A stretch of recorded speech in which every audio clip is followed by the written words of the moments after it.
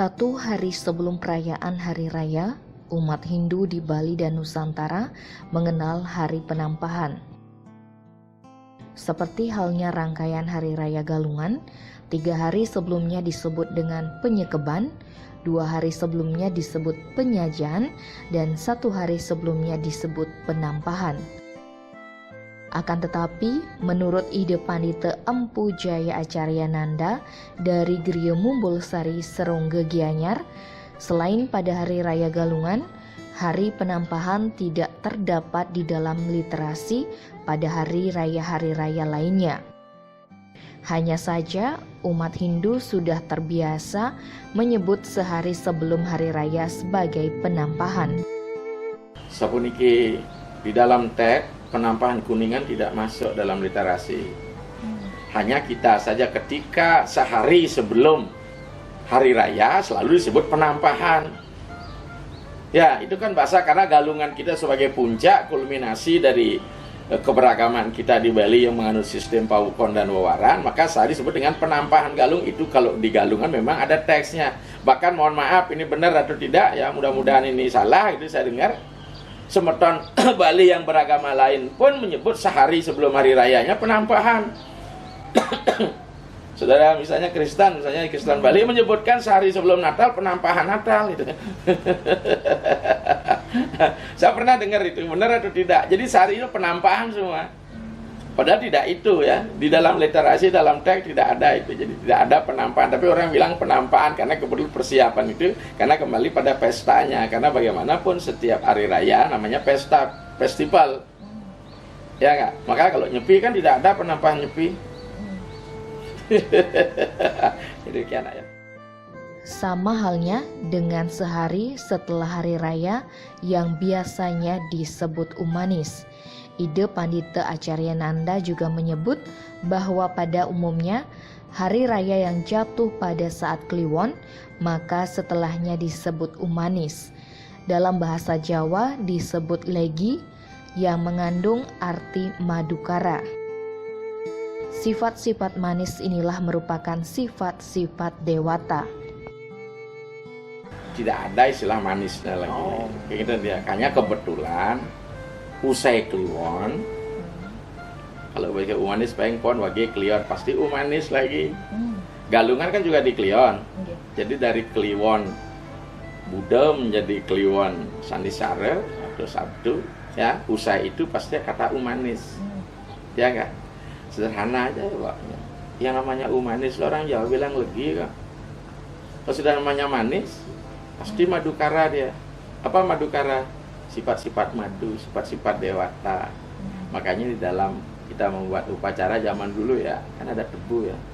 Sekarang ada nggak tebu? Nggak ada kan? Kalau zaman saya dulu, jangankan kuenya habis, tebunya juga habis. Karena kita kurang makan zaman dulu ya. Sekarang mana mau dikasih? Ya, jadi tebu itu manis. Jadi perjuangan itu selalu menghasilkan sebuah buah yang manis. Maka saya katakan, apa yang harus kita lakukan? Ya, rasa bersyukur. Ya enggak? Manis Kuningan ya, pagi-pagi kita sembahyang, kita sudah diberikan kesejahteraan, rasa aman gitu ya. Permasalahan sekarang kita saat ini aman nggak kita setelah Kuningan ini? Karena berita desa ini sudah menggoyah ya. ada hal-hal tertentu yang terusik ya pada umat Indo kita. Maka saya bilang sabar, hati boleh panas tapi kepala tetap dingin. Tentu ini sebagai sebuah evaluasi supaya kita mampu mengalahkan sadripu kita, ya musuh-musuh di galungan kita. Jangan-jangan setelah konon kita merdeka sekarang masih ada musuh datang, ya enggak? Ya musuhnya apa? Bukan musuh peperangan secara fisik, musuh pikiran, apa yang disebut dengan bioparaning idep. Penyakit pikir itu bioparaning idep, biopara tadinya penyakit. Mesti kita galang apadang. Mudah-mudahan saya himbau melalui ini semeton-semeton ini semua berkepala dingin dan jernih melihat permasalahan ini. Karena kita sudah merdeka.